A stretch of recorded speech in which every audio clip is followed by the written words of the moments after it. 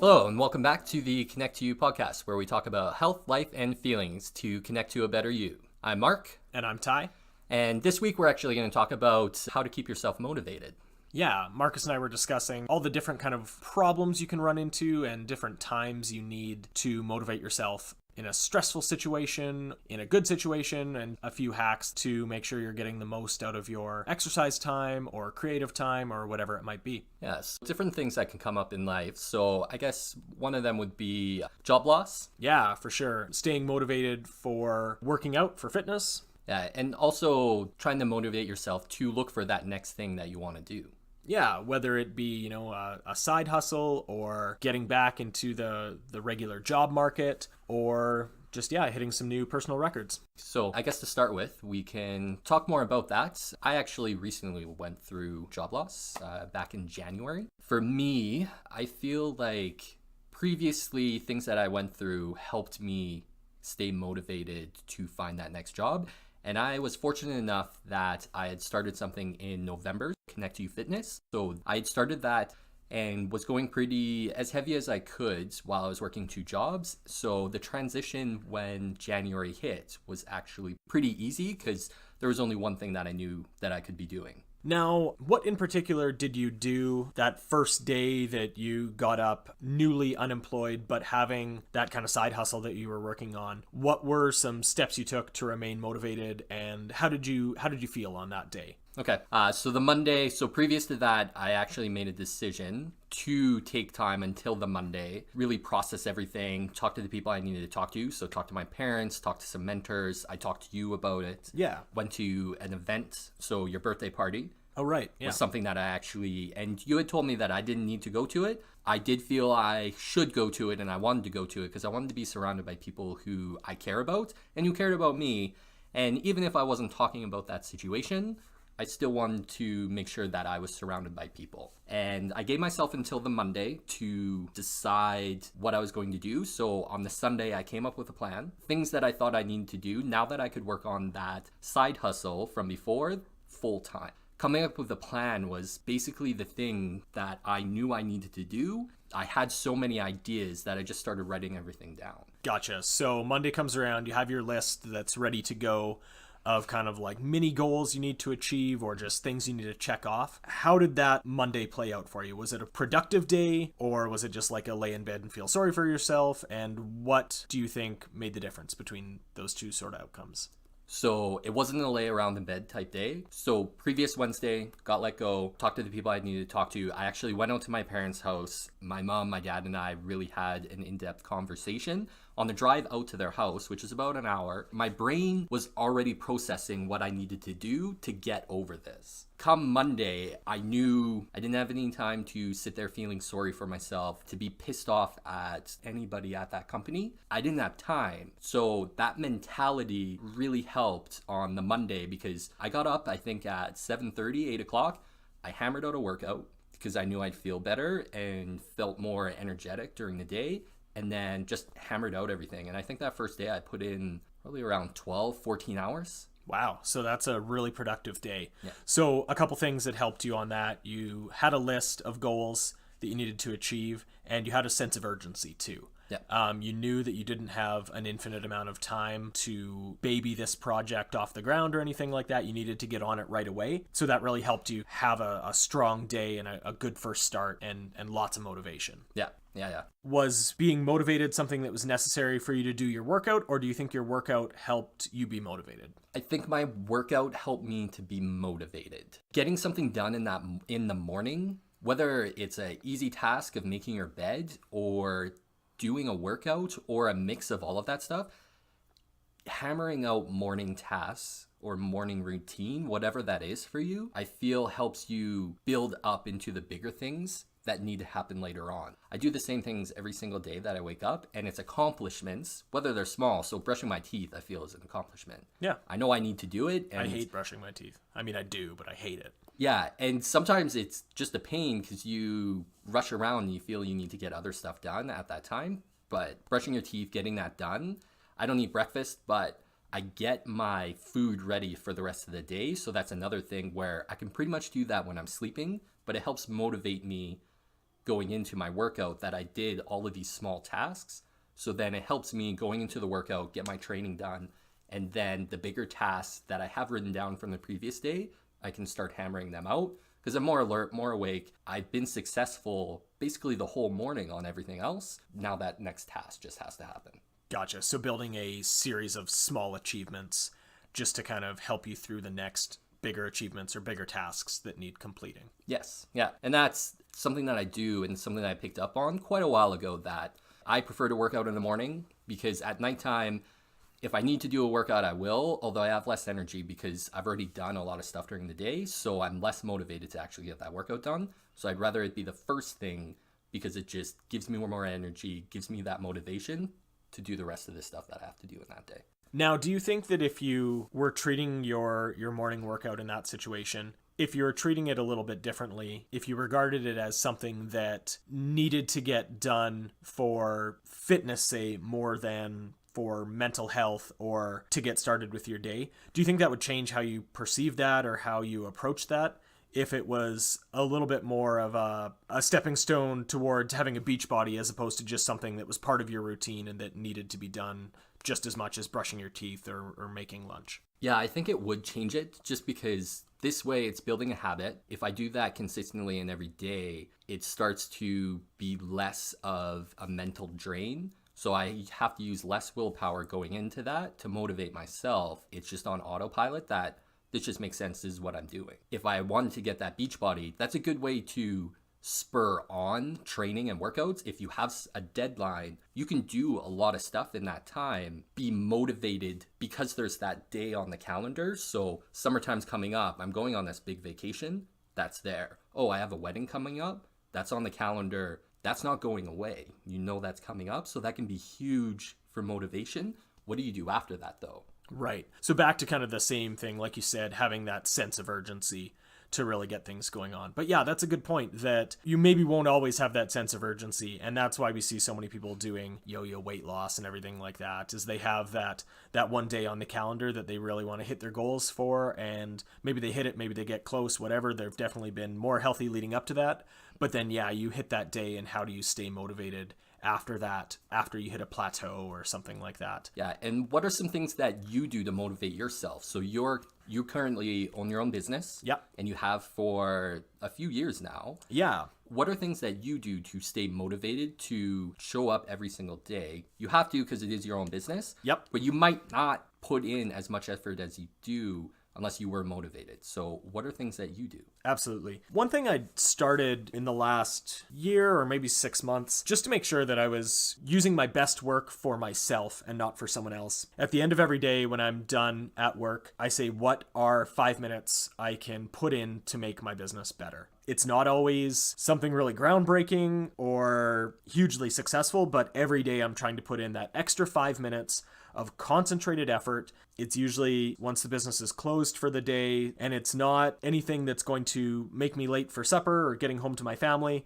It's just 5 minutes, whether it is doing a little extra cleaning or just a little more organization or taking care of some paperwork. It maybe isn't something that makes a big difference day to day in the business, but it is something that makes a big difference in my head and with my motivation and keeping me excited to be at work. I've owned my own business now for coming up 7 years right away. Not only is that a long time to own a business and be in business for yourself and relying on yourself, but it's also a long time just to be at a job. After 2 years, I find that I personally get a little tired with my job that I'm at. Previous to this one, I hadn't worked more than 2.5 years at any job in particular. So it was a big change for me when this one came around to be there for as long as I have been. So that 5 minutes a day is what I do to remain motivated and to stay fresh and just to make sure that I'm not showing up, but I'm there and I'm not just working for the weekend. Okay, so now you're not always going to have a catastrophic incident, or you're not always going to have a really strong cutoff point like that.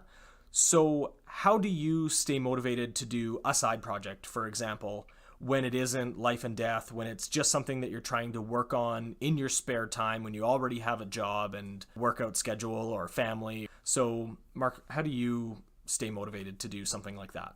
So for me, when I started my side project, so I started in November of last year, so November 2018. I just told people about it. I had told you about it before. You had talked to me about things in regards to the business side, building a budget, ads, who I was going to market to. Have I thought about any of that stuff? Have I thought about logos, what I wanted to call the business? Nothing. I didn't think about any of that. I had an idea of what I wanted to do, what I wanted to market, as in connect yourself, so your mind, to your nutrition and your fitness, so how to stay motivated, that kind of stuff, and how important it was for me. So I wanted to align that to the business.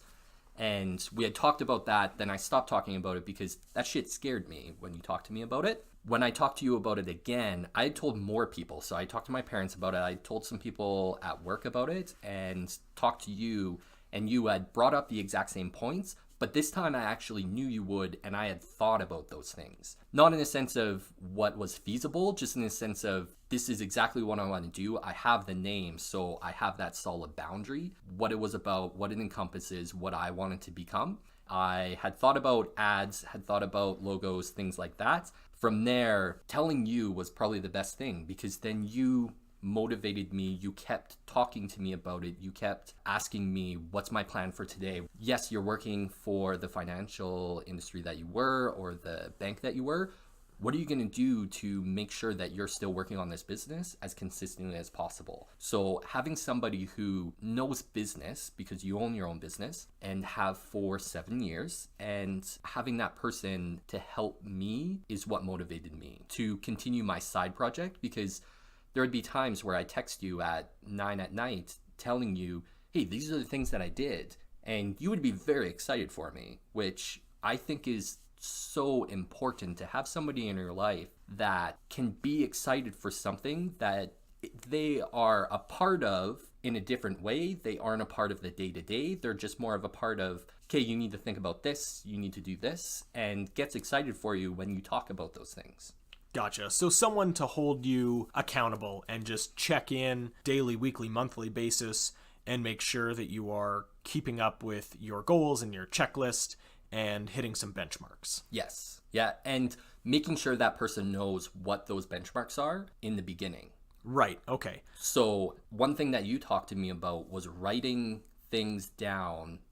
No matter how big the project would have been, just write those ideas down to begin with, and then come up with a schedule of when those things need to be accomplished by, and really making sure to stick to my timeline. So day to day, what am I going to work on?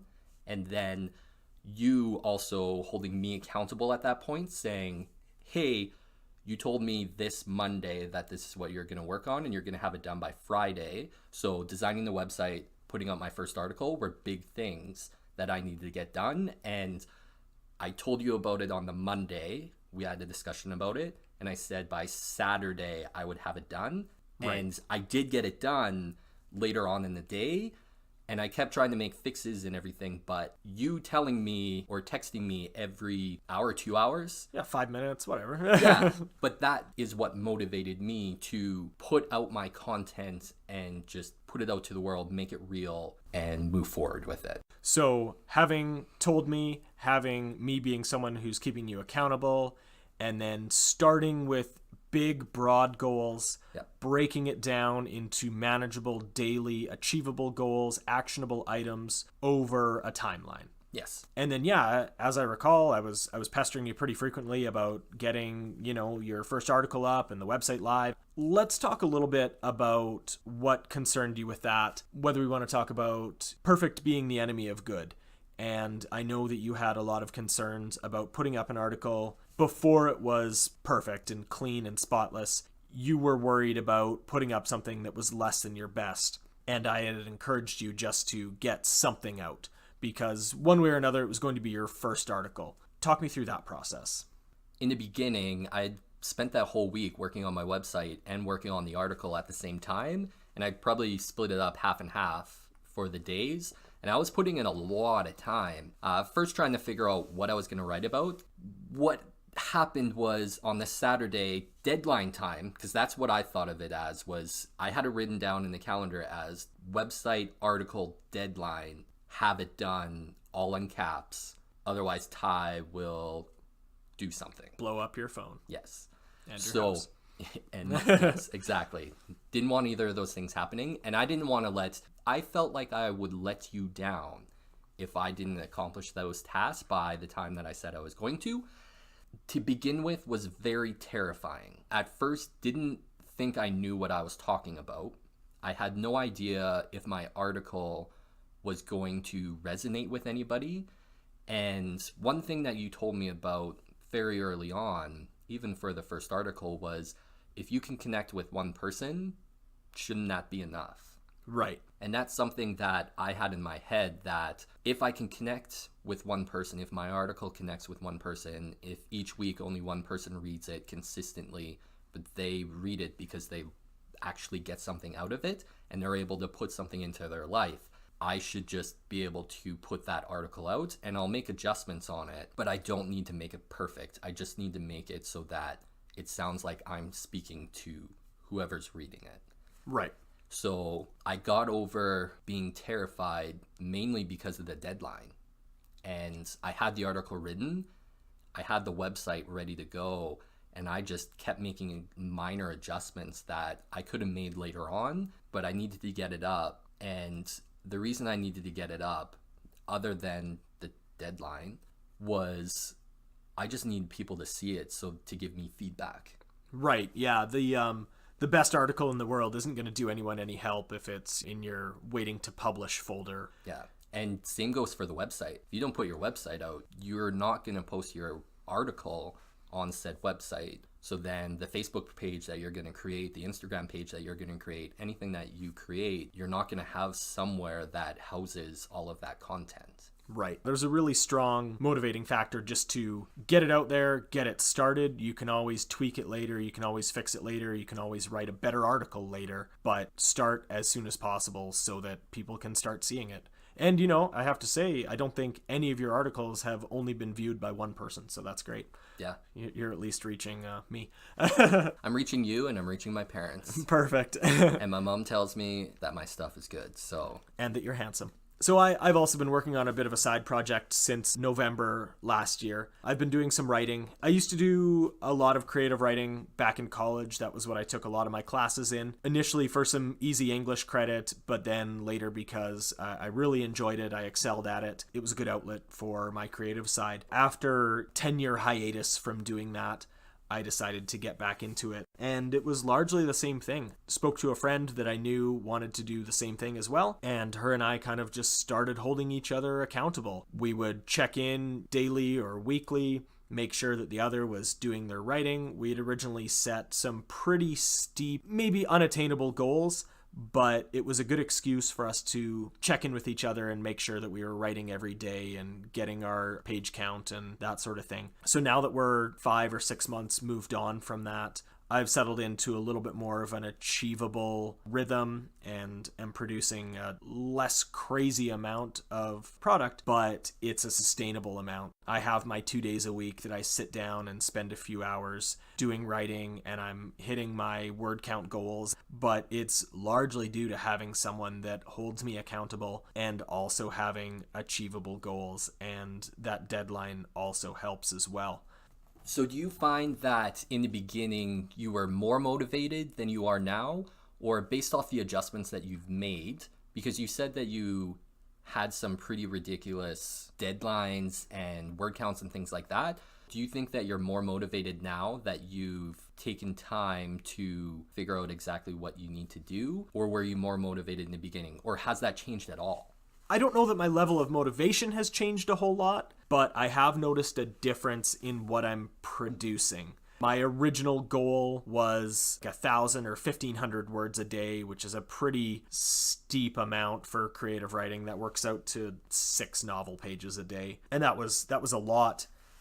And so now that my goals are a little more realistic, I find that what I'm producing is a lot better quality. Less, but it's all better, and I find I'm keeping more of it, as opposed to having a lot and needing to sift through it and throwing out half of it and being stressed in the meantime to hit those word counts. In the long run, I'm kind of better off with a more sustainable program. But it was that initial sprint of huge amounts of production that got me onto my current path of motivation. So I'm grateful for that, but most specifically, it's having someone to check in with on a weekly basis that we're both doing what we said we were going to be doing. And we said, we're going to write novels by the end of 2019. So we have that deadline, and we know that there's only so many days in the year, and we need to make sure that we're actually producing something to hit that deadline.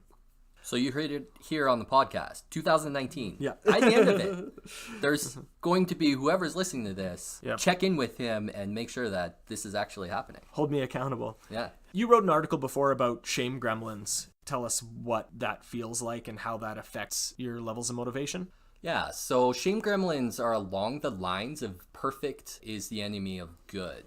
I felt like in the beginning for my articles, and I still run into this sometimes, where I feel I'm not knowledgeable enough to put out the content that I put out. For shame gremlins, I originally heard it from Brené Brown in a book that I read. It talked in depth about shame gremlins and exactly what that meant. How that happened for her was when she was writing a book, she ran into these shame gremlins, and even for conferences that she does and things like that and speaking events, she sometimes run into those times where she just doesn't feel good enough. And she tells herself, well, I'm just not that great of a speaker. I'm not this, I'm not that. And I found that I was running into those points and had heard that. And I was like, wow, that is exactly what I feel like.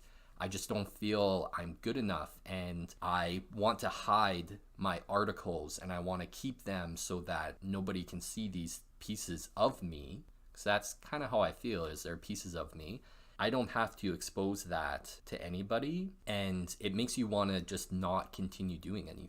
So a little bit of an imposter syndrome mixed with that vulnerability of putting something out there that you have produced and that you've poured your heart and soul into, and now is out on the internet for everyone to judge.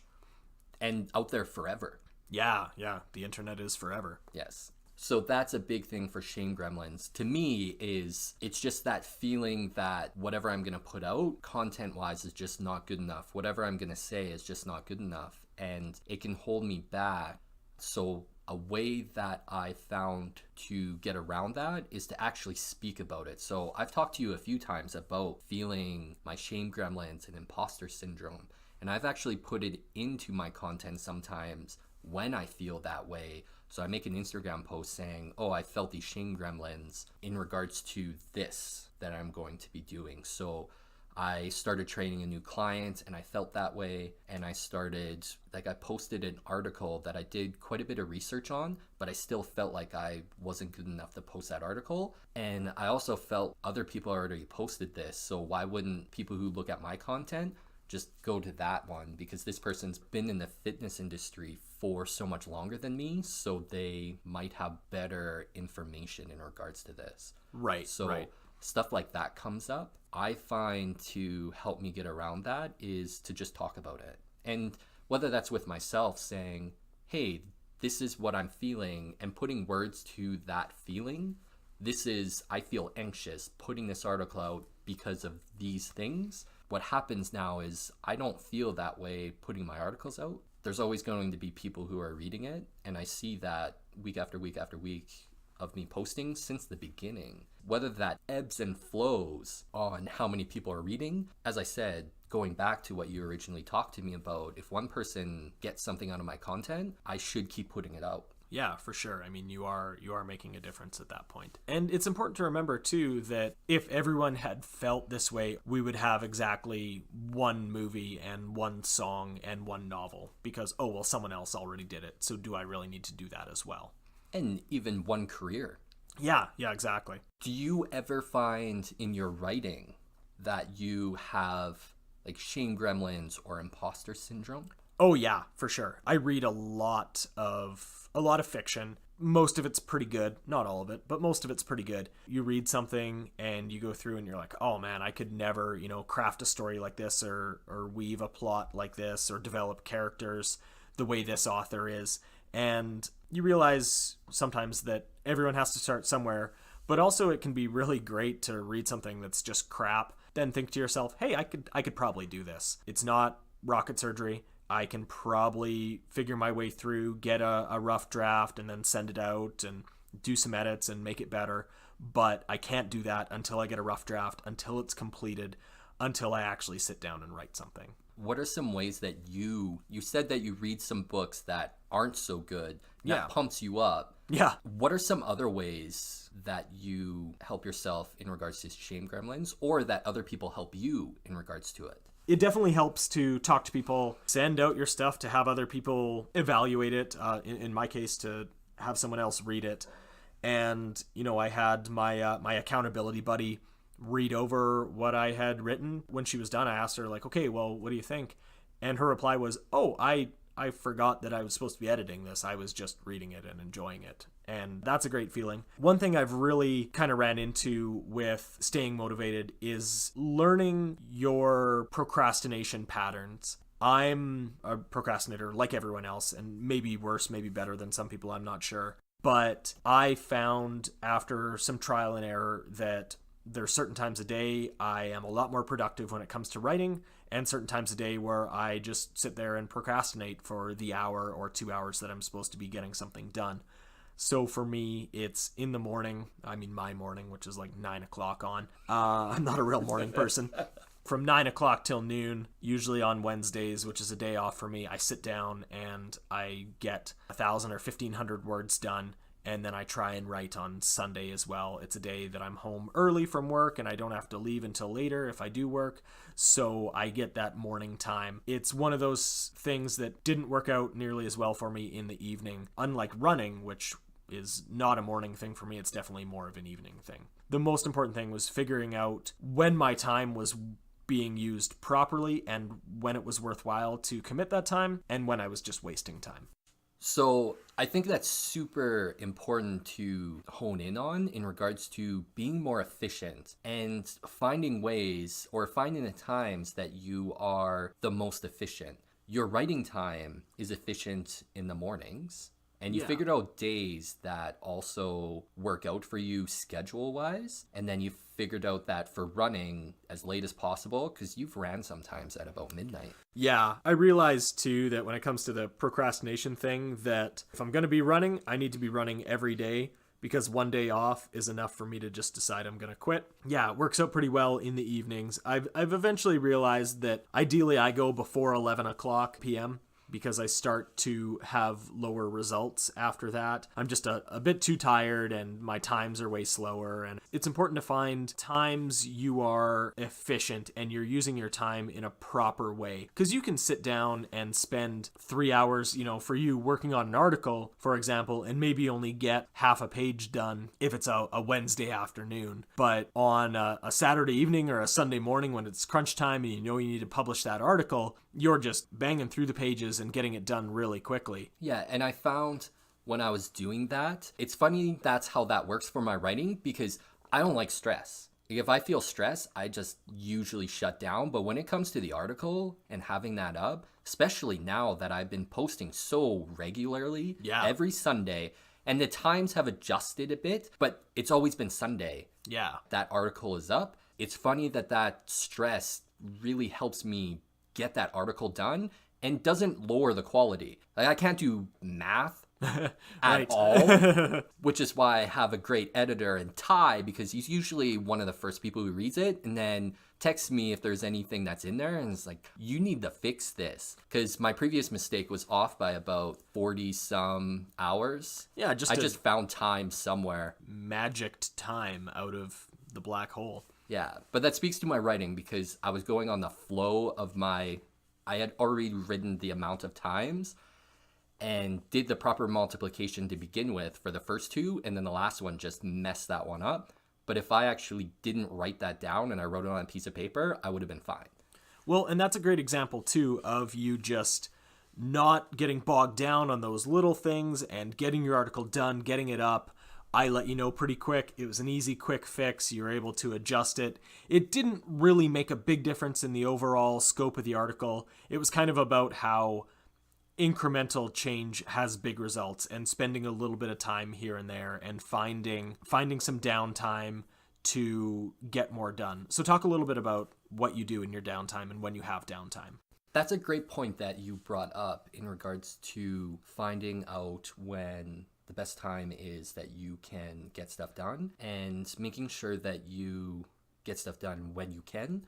Things that I do would be filling up my time when I'm doing weird tasks. So getting a car wash, I have to wait to get a car wash pretty much all the time, especially in Edmonton. And if I'm getting a car wash, more than likely there's going to be a ton of people getting a car wash because I wait. But some stuff that I started doing was writing Instagram captions, because those are things that can take up a bit of time. But because I'm just waiting there in a line, a lot of times it comes up with great ideas at that point. And so instead of me just writing that idea down, because I try to do that in my phone as much as possible when something comes up so I don't forget about it. But because I'm already there and I'm waiting, I just get that done. When I was doing my current job as the side project, there wasn't much time that I filled because there just wasn't time. I needed downtime to recharge from my full-time job plus the side project and writing articles and getting all of that done. Now that it's full-time, sometimes I'll go and do something. I'll go and help you, or I'll go and help some family members or friends in regards to moving or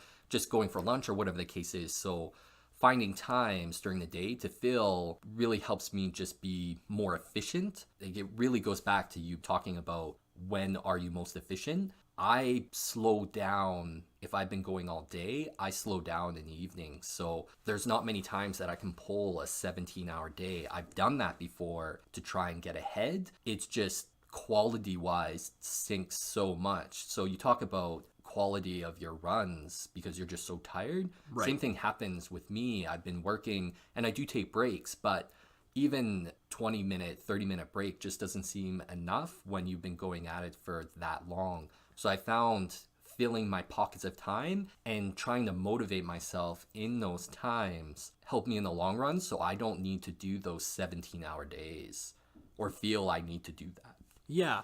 And I mean, it can kind of be the case sometimes that you put in a 17-hour day and maybe only get 6 hours of actual work done, or get the equivalent to a properly used 6 hours of work done. Yeah, sometimes quantity is important, but quality, you can get so much more done in 6 hours if you're fresh and you're feeling it at that point, whether that's waiting at a car wash or filling those gaps in time that you have during the day. Like if you have a lunch break at your current work and you want to work on your side project and you're feeling it, do it. Because instead of you just sitting there, maybe watching YouTube videos, fill that time with that side project and work on it.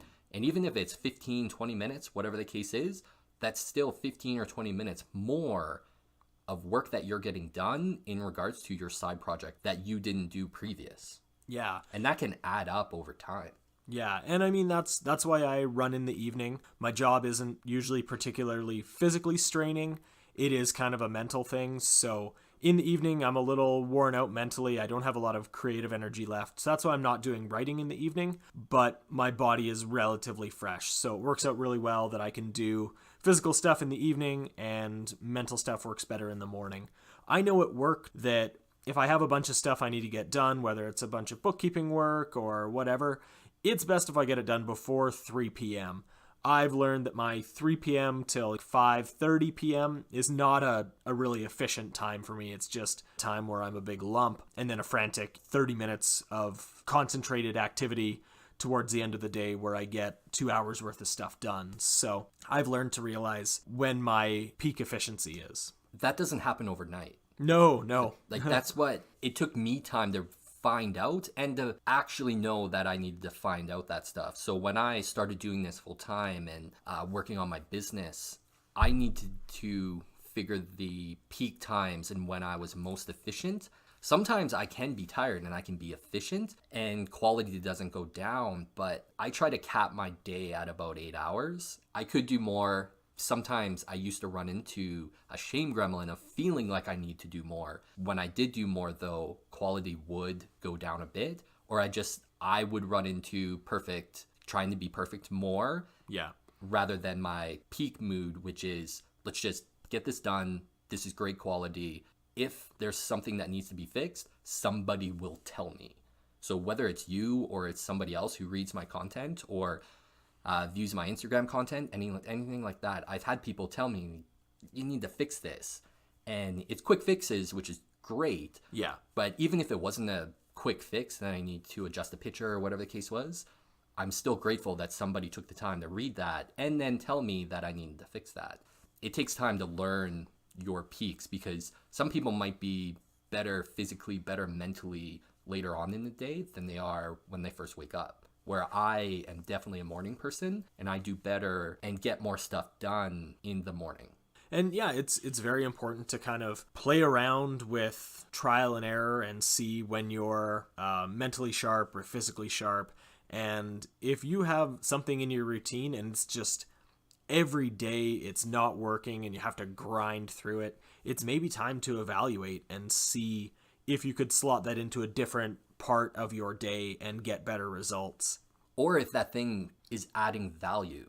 Right, because I mean, it might just be you're working really hard on something and you're going to the gym to go to the gym just to say that you're there, but you're procrastinating your way through a 2-hour, quotes, workout where you're not really getting much done. Yeah, maybe you're on your phone Yeah. more than you're actually doing the workout, or you're talking with people, which can benefit because then you're like making more friends, that kind of stuff. But it also, you're there to work out. Yeah. Sometimes that can not benefit you as much. So are you finding value in the stuff that you're doing? And if you are, when are you doing those things to be better efficient at it? And if you're working on a side project or whatever you're working on, minimize your goals. So figure out your big goal. Yep. Break that down into daily tasks and slot it into whatever your calendar allows you to do your best job at that. Yeah. I was listening to a podcast where they were talking about actually time tracking an 8-hour day of work. And they said that, you know, using a time tracker app on your phone or your desktop, they were amazed how little work they were actually doing in an 8-hour day, and yet it's still feeling like a full day of work. So there's a lot to be said for dialing in that efficiency and really getting a lock on when you're actually getting work done. Okay, so we talked a lot about motivation and just making sure that you're doing things that are as efficient as possible and filling time and adding value. So with that, we'll wrap up episode 3. Awesome. Thank you for listening to the Connect to You podcast, and we'll talk to you next week. See ya.